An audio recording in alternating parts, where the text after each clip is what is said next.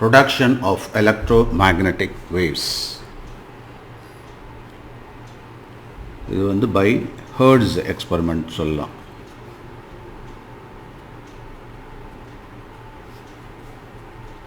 Hertz experiment.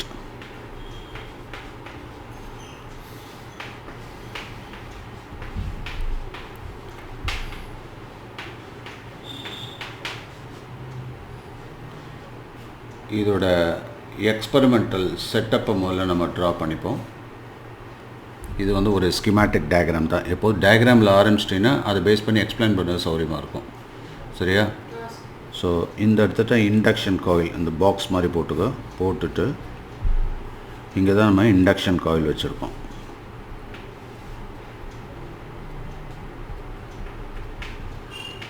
Induction coil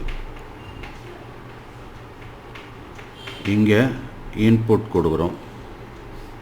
we have to give the input. This is input.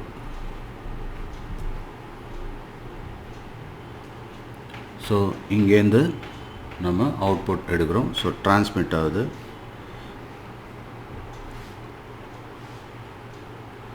இந்த இடத்துல plus Q minus க்யூன்னு ரெண்டு charges. So இதுக்கு இடையில் field create ஆகுது.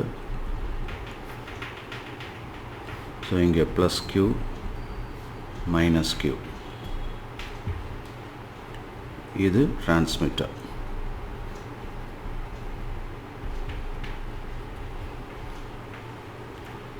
இங்கே அதே மாதிரி இது ப்ளஸ்ஸு இது மைனஸ்ஸு, அதே மாதிரி இங்கே you can put plus then minus.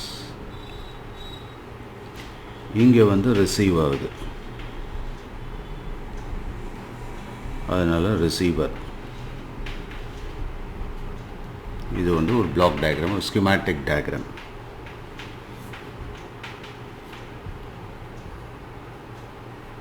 ஓகேவா?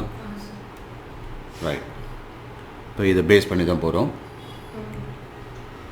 This is the experimental setup. அதாவது it consists of two metal electrodes which are made up of small spherical metals. ஒரு spherical metals இருக்கும். So it consists of, first note பண்ணிக்கோ, consists of two metal electrodes.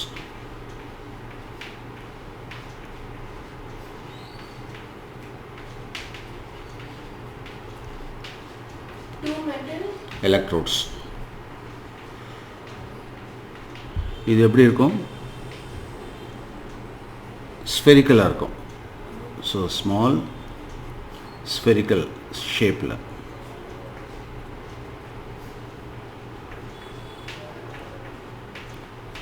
Spherical ஷேப்பில் இருக்கும் அது.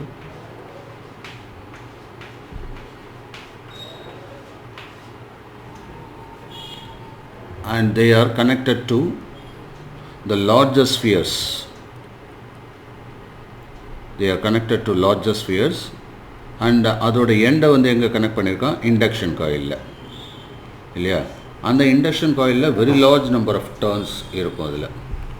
So connected to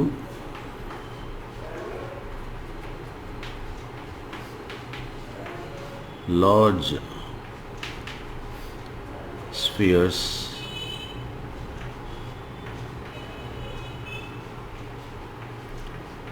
connected to larger spheres. அதோட எண்டை வந்து எங்கே connect பண்ணியிருக்கான்? connected to induction coil.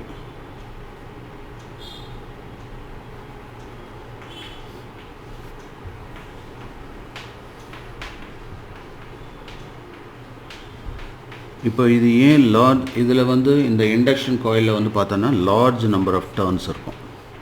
It contains large number of turns. Induction காயில்னால் அது காயில் இருக்கணும்ல, நிறைய டர்ன் 1000, 1200, 2000 டர்ன்ஸ், 3000 டர்ன்ஸ்னு இருக்கும். லார்ஜ் நம்பர் ஆஃப் டர்ன்ஸ்னால் சுற்றி வச்சுருப்பாங்க. Turns of coil. ஏன்னா அது டிரான்ஸ்மிட் பண்ணணும்ல, ஸோ அந்த அளவுக்கு அது பவர்ஃபுல்லாக இருக்கும்.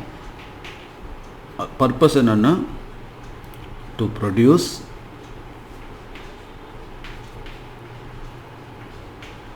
very high electromotive force, very high EMF na electromotive force. அப்போ இங்க high potential இருக்கிறதுனால air between the electrodes gets ionized. இங்க அந்த எலக்ட்ரோட்ஸ்க்கு இடையில உள்ள ஏர் வந்து அயனைஸ் ஆகிடும். டாட்டாக போட்டுக்கோம்ல, அயனைஸ் ஆகிடும். Air molecules get ionised. எதனால்? Due to very high potential.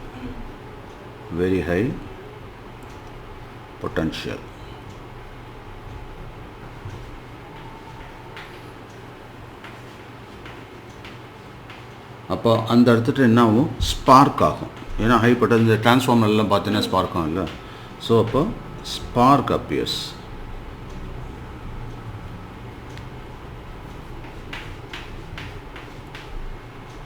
So spark ஆச்சு அப்படின்னா என்ன? It is because of what? Discharge of electricity.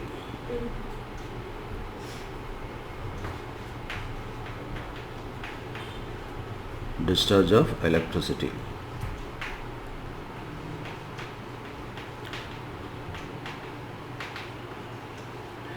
இப்போ இந்த discharge of electricity இருக்கிறதுனால that affects another electrode. அது வந்து ring electrode.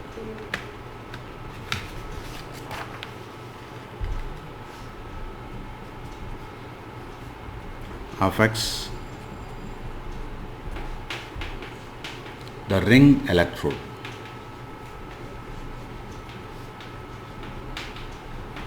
It is not completely closed.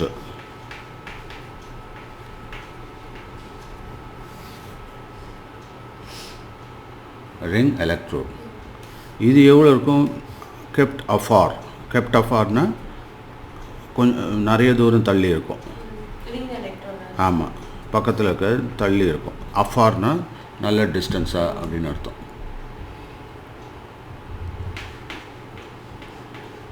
அப்போது இட் இம்ப்ளைஸ் என்னது? ரொம்ப தூரத்துக்கு அதனால் ட்ராவல் பண்ண முடியும்னு அர்த்தம். அப்படியா? இப்போ ரெண்டு எலக்ட்ரோடுக்கு இடையில் இப்போ இங்கே வந்து பார்த்தோன்னா இங்கே ஸ்பார்க் வருது ஏன்னா எலக்ட்ரிக் டிஸ்சார்ஜ் அப்படின்னு சொல்கிறோம். இங்கே ஸ்பார்க் ஆகுது ஏன்னா எலக்ட்ரிக் டிஸ்சார்ஜ் அப்படின்னு சொல்கிறோம். ஆனால் இந்த இடத்துல ரிசீவ் என்ற இடத்துல ஸ்பார்க் ஆகிறதுக்கு காரணம் என்ன? அப்போ அங்கே ரொம்ப தூரத்துக்கு ட்ராவல் பண்ண முடியுது. இதில் பார்க்குறதுக்கு பக்கமாக இருக்கும், பட் டிஸ்டன்ஸாக வச்சுருக்கோம். கெப்ட் அஃபார். இதுதான் ரிங் எலக்ட்ரோட். புரியுதா? அப்போது டிரான்ஸ்மிட்டர்லேருந்து ரிசீவருக்கு ஏதோ வேவ்ஸ் மாதிரி போயிருக்குன்னு அர்த்தம். அப்போ தானே ட்ராவல் பண்ண முடியும். சரியா? Okay, right. So energy is transmitted. Energy transmitted. Energy transmitted.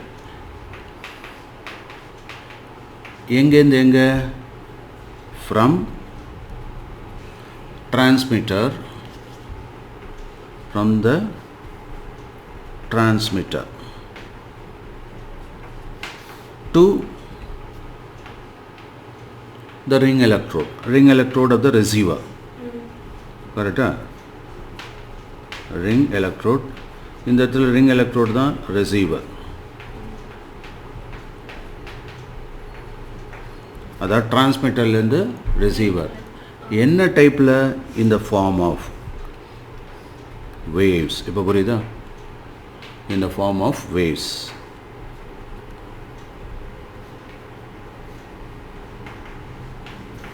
அதுதான் எலக்ட்ரோமேக்னெட்டிக் வேவ். இப்போ புரியுதா?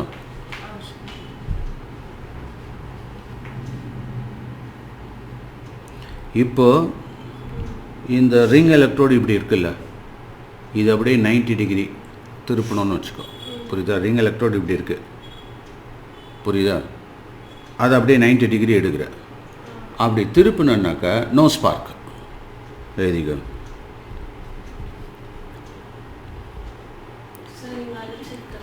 அழிச்சிரு. if the ring electrode, that is a receiver, if the receiver is rotated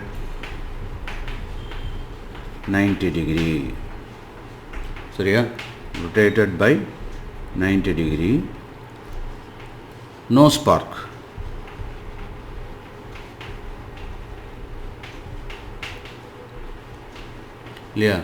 Receiver no spark.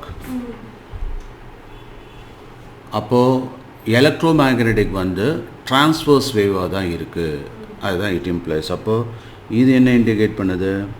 இந்த EMW என்னது is transverse.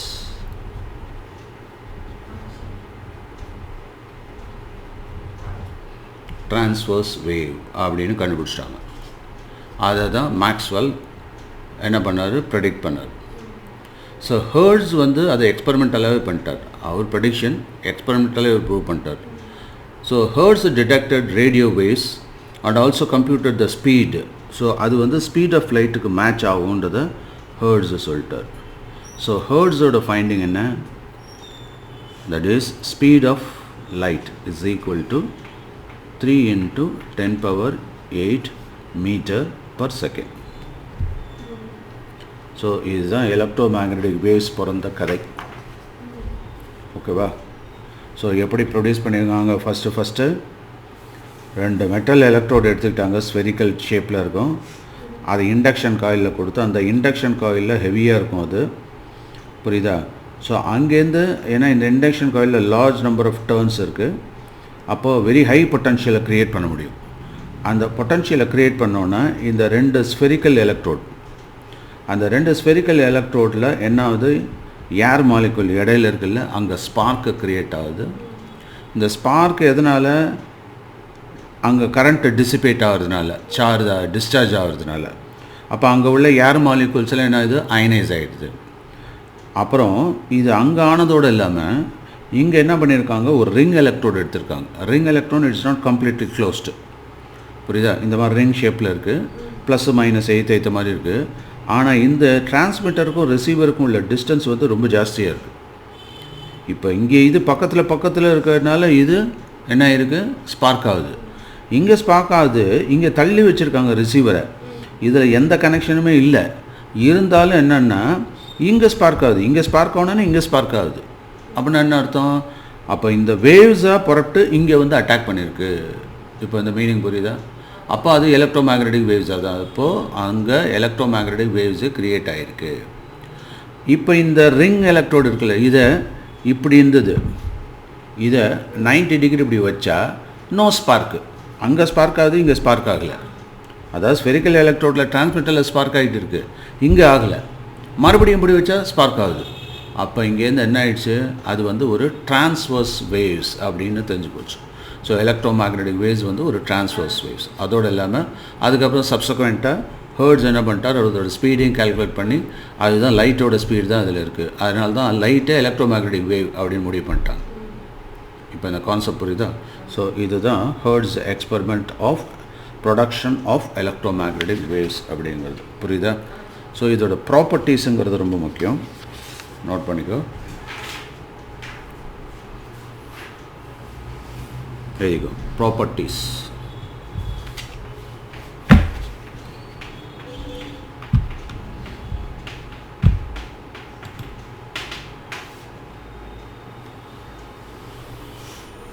இது அழைச்சிடலாம் சுத்தமாக. Production என்ன 2 ஜாஸ்தியாக வரும், அது ப்ராப்பர்ட்டிஸ் மட்டும் தனியாக எழுதிக்கலாம், அதையும் அழைச்சிடலாம். பாயிண்ட் ஆஸ்டர்ஸ் மாதிரி போட்டு இது பாயிண்ட் நம்பரே போட்டுடலாம்.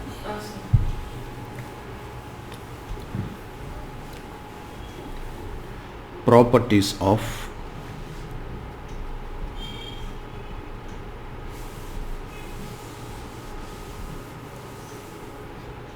electromagnetic waves.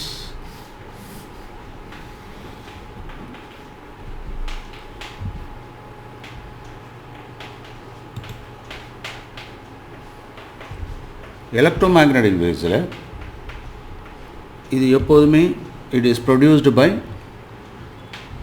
accelerated charge. இப்படி arrow mark போட்டால் produced அர்த்தம். By accelerated charge. Accelerated. அதாவது சார்ஜ் எக்ஸ்பெடைட் பண்ணுறது மூலிமா, ஸ்பீட் இன்க்ரீஸ் பண்ணுறது மூலிமா it is produced. Second point, no medium is required for propagation. Hydrogen என்ன சொன்னார்? It requires medium according to Wave theory. ஆனால் எலக்ட்ரோமேக்னெட்டிக் ஃபீல்டு தியரி பிரகாரம் it doesn't require any medium அப்படின்ற மாதிரி ஆயிடுச்சு. So no medium is required for propagation. அப்போ electromagnetic wave அப்படிங்கிறது it is a non-mechanical wave.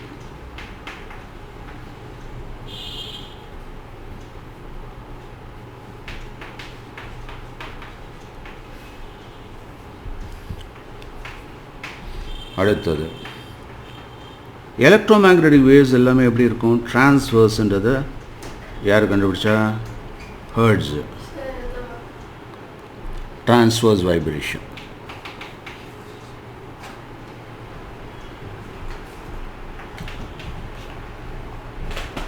இந்த டிரான்ஸ்வர்ஸ் வைப்ரேஷன் என்ன? அது ஒரு ஸ்கிமேட்டிக் டயக்ராம் போட்டுக்கலாமா? இப்போது நான் போடுற மாதிரியே போடு. அப்போட ஒரு ஆக்சிஸ் போட்டுக்கோ, அதுதான் இசட் ஆக்சிஸ். போட்டியா? அடுத்தது இப்படி ஒரு ஆக்சிஸ் போடு, இது ஒய் ஆக்சிஸ். ஓகேவா? இந்த பக்கமாக போடு, அது எக்ஸ் ஆக்சிஸ். இப்போ the direction of propagation அப்படிங்கிறது towards x axis. ஓகேவா? புரியுதா? இப்போ என்ன பண்ணுறேன்னாக்கா, ரெண்டு சாக், கலர் சாக் யூஸ் பண்ணிக்கோ. ஒன்று நார்மல் சாக்கு, இன்னொன்று கலர் சாக் யூஸ் பண்ணிக்கோ. இப்போ ஒரு வேவ் எப்படி போகுதுன்னா, கவனி, இதை ரெட்டில் போடுறேன், வெர்டிக்கலாக போகுது. அதாவது அலாங் இது வந்து y, இது z, இது x. ஸோ x z பிளேனில் போகுது. ஆடி போகும். அடுத்தது இப்படி வரும். ஓகேவா? இன்னொரு வேவ் என்ன பண்ணுதுன்னா xy பிளேனில் அப்படி ட்ராவல் ஆகி கரெக்டாக அந்த இடத்துல மீட் ஆகும். ஓகேவா? ஸோ இதில் வருது, இங்கே வைப்ரேட் ஆகுது வெர்டிக்கலாக. இப்படி இது என்ன பிளேன்? XY plane. கரெக்டாக? அதாவது தரையில் பாம்பு போகிற மாதிரி. இப்போ புரிஞ்சுட்டியா? XY பிளேன்றது இங்கே தரை, இப்படி தரையில் போகிற மாதிரி இருக்கா? இதுதான் ஆம்ப்ளிடியூட்ன்றது, த மேக்ஸிமம் ஹைட். இப்போ வெர்டிக்கலாக போகிறது இப்படி. இது என்ன பிளேனில்? XZ பிளேனில். இது என்னது? XY plane. ஓகேவா? நோட் பண்ணிக்கோ. இது XY பிளேன். XY பிளேனில், அதாவது தரையில் போயிட்டு இருக்குது. இன்னொன்று இது வெர்டிக்கலாக போயிட்டு இருக்குது, அது YZ பிளேன்.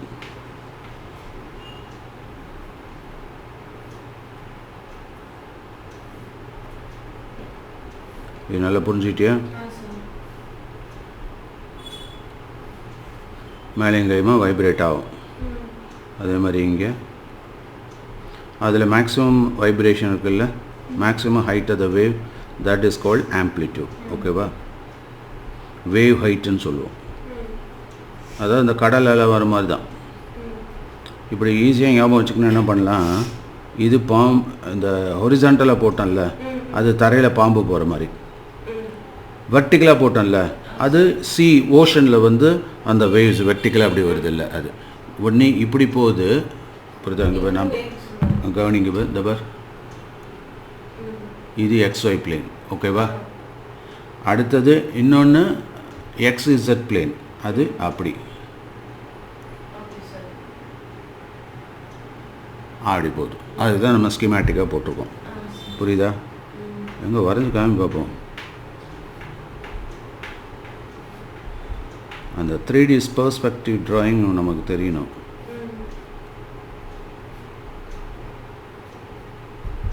ஓகே, இப்போ புரியுதா? இது டைரக்ஷன் ஆஃப் ப்ராபகேஷன், ஏற்கனவே சொன்ன மாதிரி. இதுக்கு direction of propagation and advancement, right? Direction of propagation, சரியா? இப்போ இந்த ஃபீல்டு இருக்குல்ல, இது எலக்ட்ரிக் ஃபீல்டு, கரெக்டாக? இந்த பார் ரெட்டாக போட்டிருக்கோம்ல, அது electric field. Electric field vector ரெட்டாக போட்டிருக்கிறது. பிளாக்கில் போட்டிருக்கோம்ல, அது வந்து மேக்னெட்டிக் ஃபீல்டு பி. ஓகே, இந்த ரெண்டு சேர்ந்ததுனால தான் எலக்ட்ரோமேக்னெட்டிக் ஃபீல்டு. இப்போ புரியுது? Okay, right. ஸோ இப்போ இ அப்படிங்கிறது என்ன? Electric field, field vector. B vector அப்படின்னா magnetic field vector.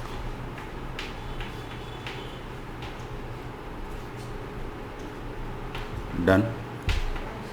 Magnetic field vector போட்டாச்சா? இப்போ from this it's obvious that electric field is perpendicular to magnetic field தானே? நோட் பண்ணிக்கோ.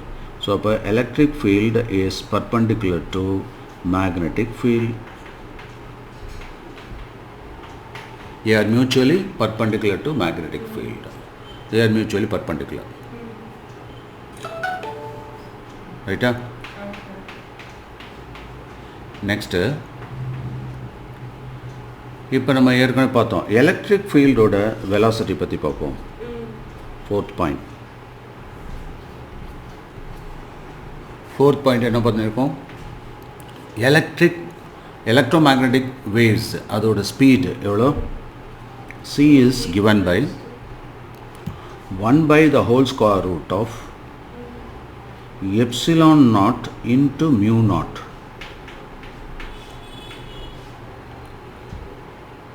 எப்சிலான் நாட் அப்படிங்கிறது permittivity through free space or vacuum. Mu naught அப்படிங்கிறது permeability of free space. ரெண்டுத்துக்கு difference இருக்குது. Epsilon நாட்னா permittivity through free space, permittivity of free space.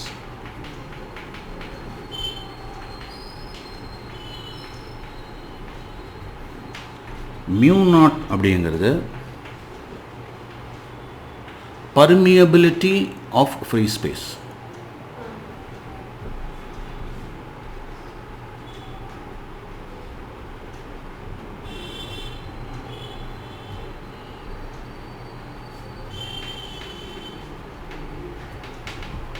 சரியா?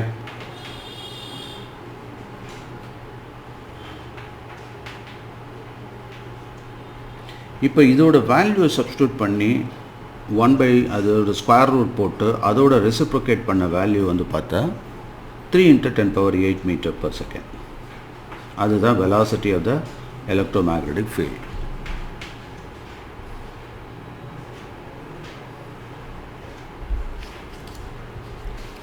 ஓகேவா? Next நாம் வந்து இந்த ரிஃப்ராக்டிங் இண்டெக்ஸ் பற்றி நமக்கு ஏற்கனவே தெரியும். அதை எப்படி ரெப்ரசன்ட் பண்ணுறது? மியூ அப்படின்னு சொல்லுவோம் இல்லையா? So what is mu? Refracting index. டெக்டா அது புக்கில் என்னன்னு போட்டிருப்பாங்க, என்ன கிடையாது, அது மியூ. மியூன்னா ரிஃப்ராக்டிவ் இண்டெக்ஸ்.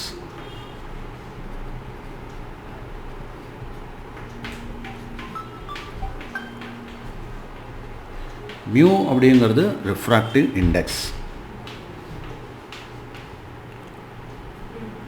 இந்த mu is given as c by v. Note பண்ணிக்கோ. c அப்படின்னா என்ன? velocity of light through free space.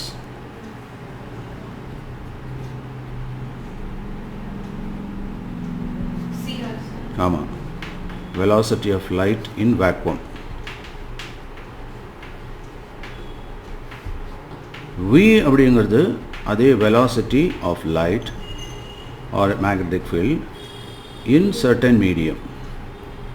Velocity of light in certain medium. ஆமாம், இது புரியுதா? ஓகே.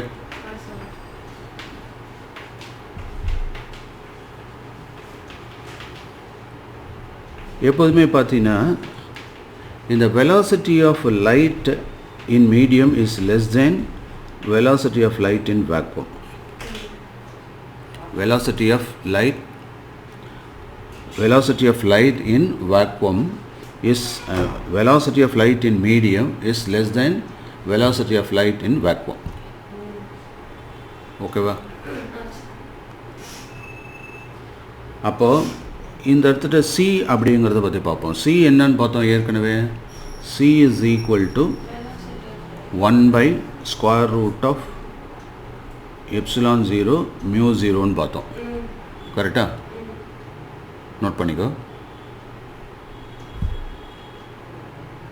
ரைட். அடுத்தது V அப்படிங்கிறது 1 by square root of இந்த நாட்னு போயிடும், ஃப்ரீ ஸ்பேஸ் போயிட்டு சர்டன் மீடியம்னு வந்துடும். அப்போ permittivity through certain medium into permeability through certain medium.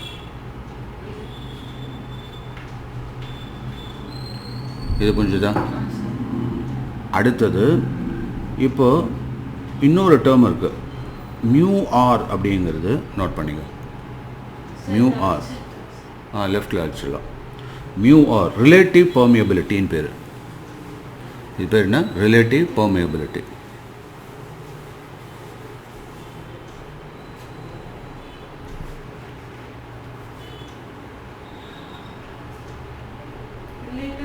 ஆமாம்.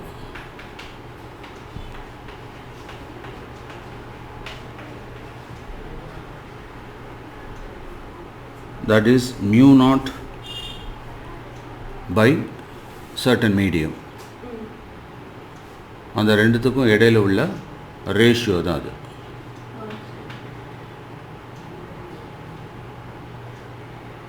ஓகேவா? அப்போது முதல்ல இதை பார்த்துருவோம். இந்த ரெண்டுத்தையும் இதை டிவைட் பண்ணுறேன் நான். C by V தானே. இப்போ mu is equal to C by V. இந்த இடத்துல சப்ஸ்டியூட் பண்ணிக்கலாமா? Mu 1 by mu epsilon naught, அடுத்தது மியூ நாட்னு வருதா, டிவைடட் பை V அப்படின்னா ரெசிப்ரோகேட் ஆகிடும். அப்போ என்ன வரும்? That is epsilon mu divided by 1ன்னு மாறிடும். கரெக்டாக? So that is equal to இந்த ரெண்டுத்தையும் மல்டிப்ளை பண்ண என்ன வரும்? Mu is equal to the whole square root of போட்டலாமா? அப்போ epsilon mu divided by epsilon naught mu naught. ஓகேவா? இப்போ இந்த இடத்துல மியூ ஆர்னு நான் சொன்னல, அது என்னென்னா மியூ பை மியூ நாட். அதே மாதிரி எப்சிலான் ஆர் அப்படின்றது epsilon divided by epsilon naught. அப்போது இந்த ரெண்டுத்தையும் சப்ஸ்டியூட் பண்ணலாமா? So that is equal to இந்த ரெண்டுத்தையும் மியூ நாட் அப்படின்னு போடலாம். அப்போ மியூ நாட் மியூ ஆர்னு போட்டுடலாமா? அதான் இங்கே போடுறோம். புரியுதா? இந்த ரெண்டையும் ஏன்னா இந்த வேல்யூ சப்ஸ்டியூட் பண்ணிக்கலாம். புரியுதா? அப்போ மியூ ஆர் அப்படின்னு போட்டுடலாம். ஸோ எப்சிலான் ஆர், அடுத்தது மியூ ஆர் ஸ்கொயர் ரூட்னு போடலாம். இப்போ புரியுதா?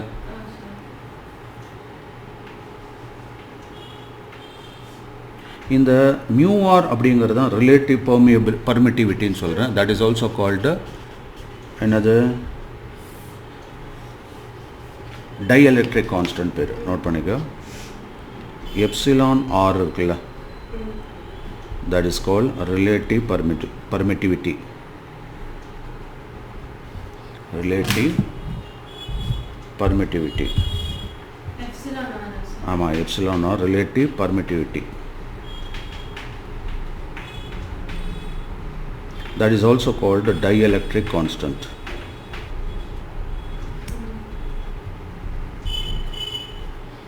relative permittivity, dielectric constant. Mu r ன்றது relative permeability. Mu r னா என்ன சொன்னா relative permeability. ஓகேவா, அது mu r. So அப்போ mu is equal to the square root of product of relative permittivity and relative permeability. இது ஒரு முக்கியமான ஈக்குவேஷன். மியூன்றது என்ன சொல்லியிருக்கேன், permeability through certain medium. அதே மாதிரி எப்சிலான்றது permittivity through certain medium. ஓகேவா,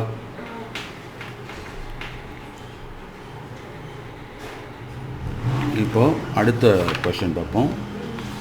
6th பாயிண்ட். இதில் electromagnetic waves generally they are not deflected by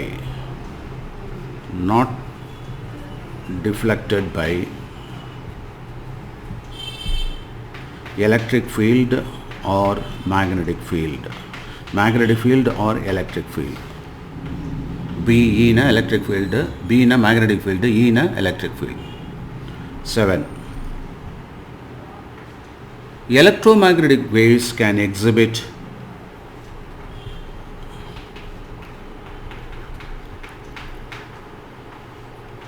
interference,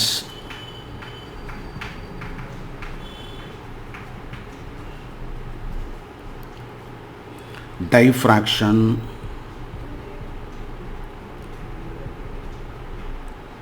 polarization.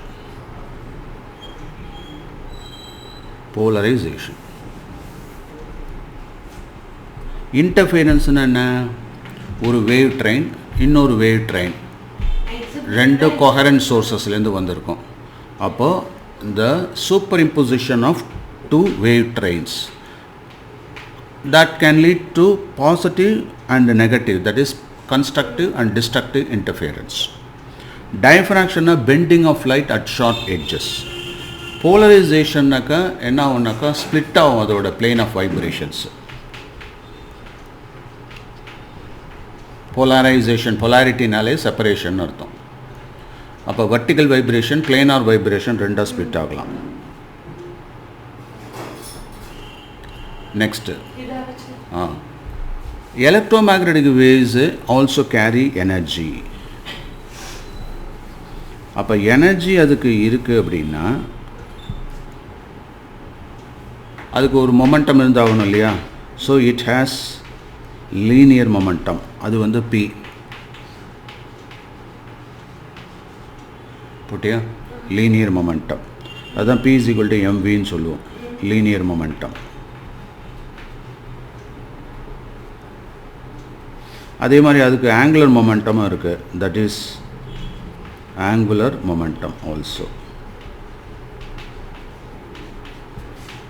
ரெண்டுமே வரும். தென் electromagnetic waves, அது வந்து when they are incident on material, it can be absorbed. So எங்கேயாவது ஒரு இன்சிடெண்ட் ஒரு இடத்துல போச்சுன்னா இன்ஸ்டன்ட் ஆன் அ சர்ஃபஸ்,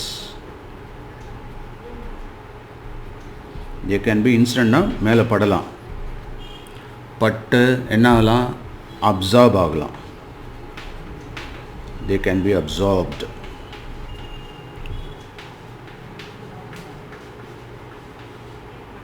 அப்போது அந்த இடத்துல ஒரு எனர்ஜி டெலிவர் ஆகும். அப்போ மொமெண்டம் க்ரியேட் ஆகுது. அப்போ இந்த இடத்துல என்ன ஆகும்னாக்கா this momentum is equal to energy divided by எவ்வளோ அப்சார்ப் ஆச்சோ divided by velocity of light, velocity of electromagnetic field.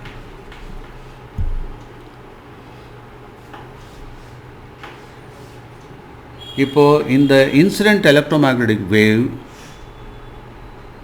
அது டோட்டலாக ரிஃப்ளெக்ட் ஆகும் சர்ஃபஸில்,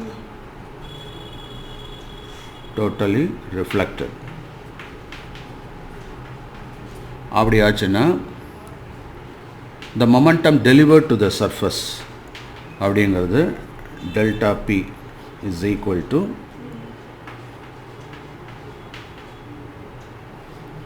U by C. minus of minus u by c. It means 2u by c னு வரும். இது momentum. இது change of momentum. புரியுதா? delta pங்கிறது change of momentum.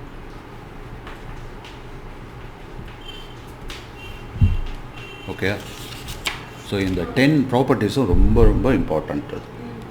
Okay right.